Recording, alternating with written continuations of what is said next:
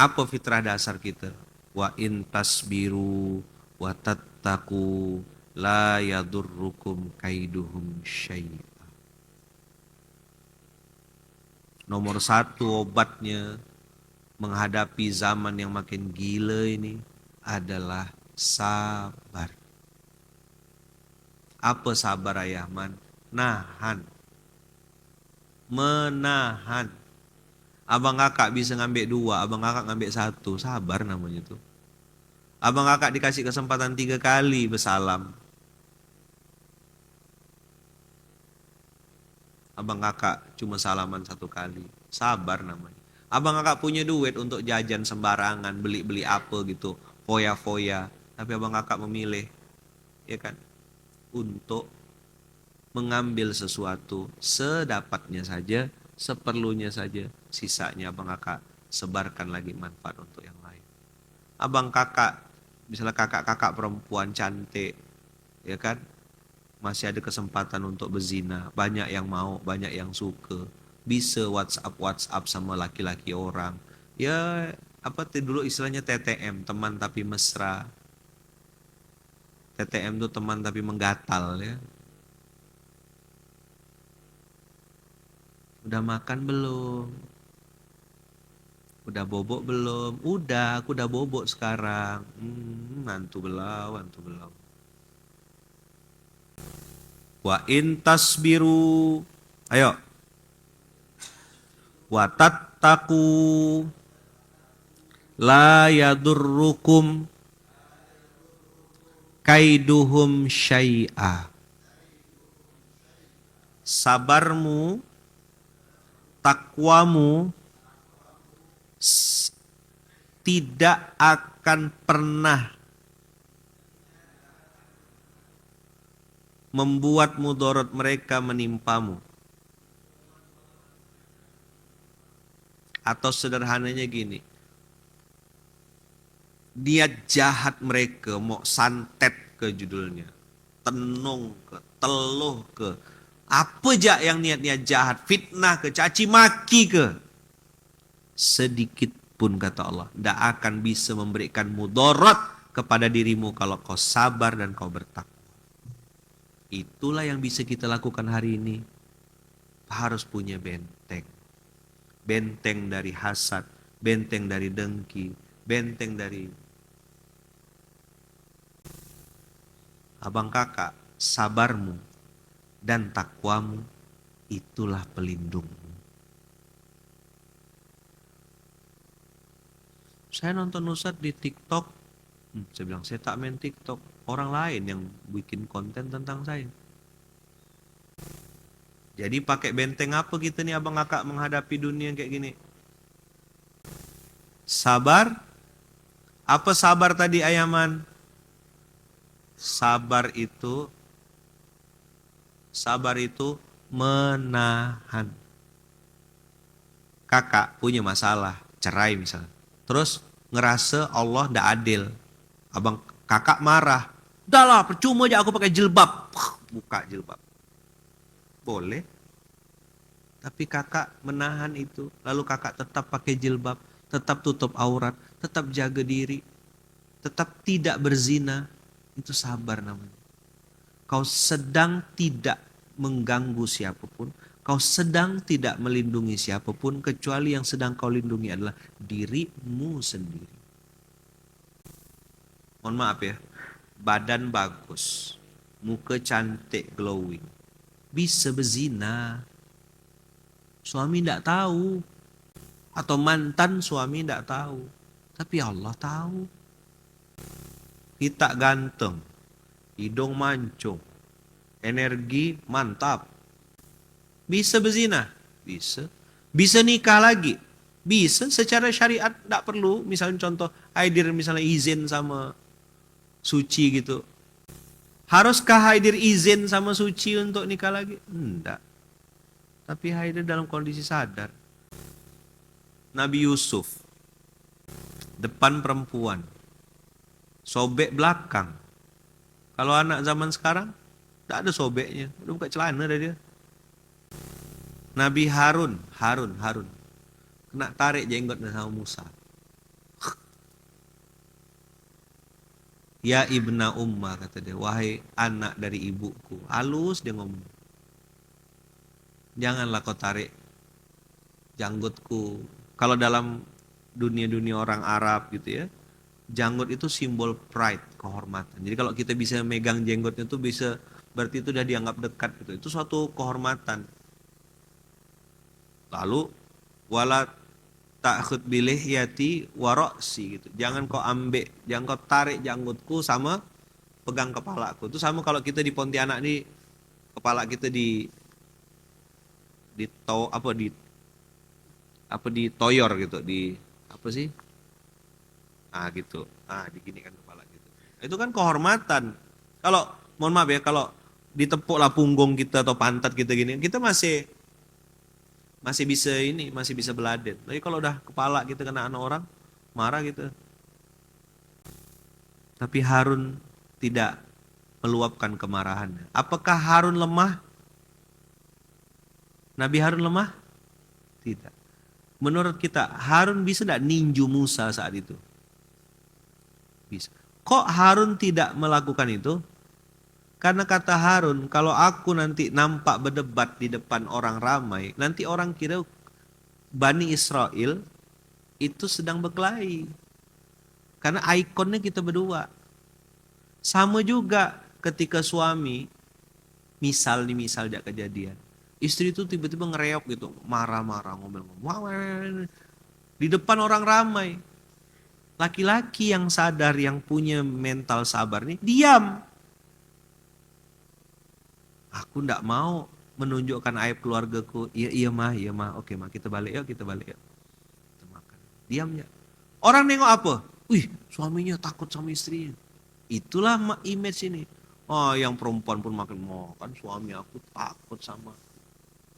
Begitu sih laki-laki yang kena ambek sama ubur-ubur, nangis-nangis datang ke sini. Ustaz, suami saya diambil orang. Dalam hati aku nengok sebentar kau ya tak betah dah. Semana suami kau tinggal 3 hari, 3 malam, 3 bulan. Aku baru sebentar nengok, udah tak betah nengok mulut kau, bibir kau tuh. Demi Allah, saya asli aja ngomong sama orang. Ustaz, suami saya Ustaz. Bawa tisu seorang, bawa tisu. Apal saya. Saya bilang aku duduk semenit 2 menit, udah tak tahan nengok kau nih. Dah, saya tidak tahu kita dapat apa hari ini. Tapi ingat tak ayat 3:120. Wa in tasbiru wa tattaku la yadurrukum kaiduhum syai'a. Sedikit pun niat jahat mereka, ya kan, tidak akan pernah mempersulitmu. Karena kau punya benteng, benteng itu bernama sabar, dan benteng itu bernama takwa. Apa dan bagaimana sabar takwa? Sudah amat sangat sering Ayaman bahas. Abang kakak tahu enggak? Ada satu lagi. Kita mundur 2 ayat ya. Ya. Baca ayat 118 ya. Ya ayyuhalladzina aman. Itu kenapa tadi Ayaman bilang, Ayaman sekarang terus terang ya, memilih untuk memperkecil circle. Tidak bermaksud memutus silaturahim, tapi jaga kewarasan aja. Siapa yang mau, ayo. Ndak mau, ya udah. Jalan, pegang tangannya. Ndak mau jalan, biarkan dia. Toh nanti dia pasti balik ke Allah kok. Kalau ndak kena antar ke masjid, di rumah sakit, bangkrut, kena tinggalkan kawan, pasti dia balik nanti, pasti datang. Weh, datang kakak ini, lama tak nampak, pasti ada masalah.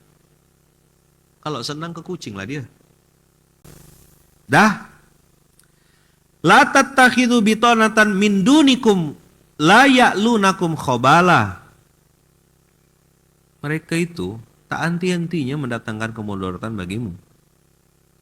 Waddu ma'anittum, yang mereka inginkan adalah sesuatu yang menyusahkanmu. Qad badatil baghdha'u min afwahihim, jelas-jelas nampak kebencian dari mulut mereka. Tadi saya bilang, saya cerita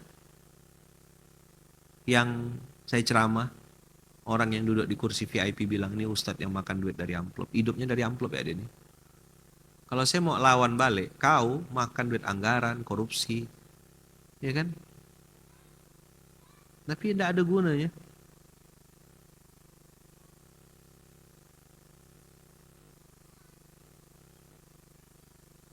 Tapi yang saya mau tekankan sama kakak, lihat 118, lihat ayatnya, lihat ayatnya. Wama tukhfi suduruhum akbar.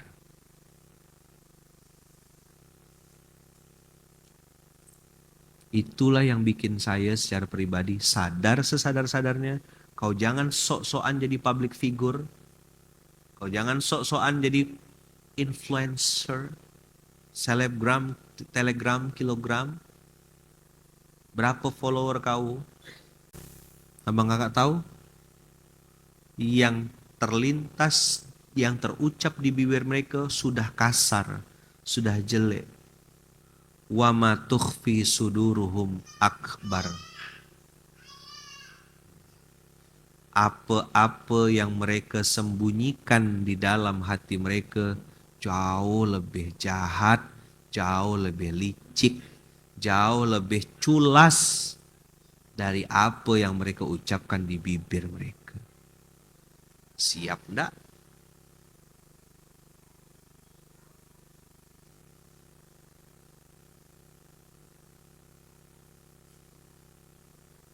Jadi ada influencer, ada influenza ya. Lagi musim influenza.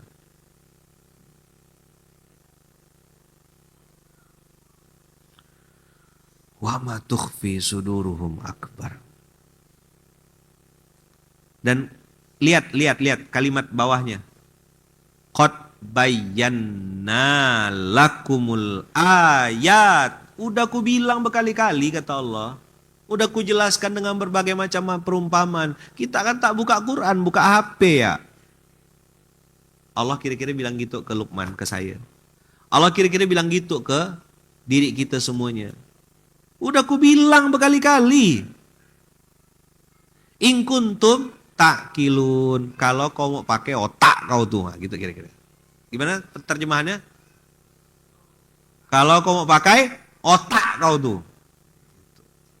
Pakailah, udah ku kasih, udah ku fasilitasin.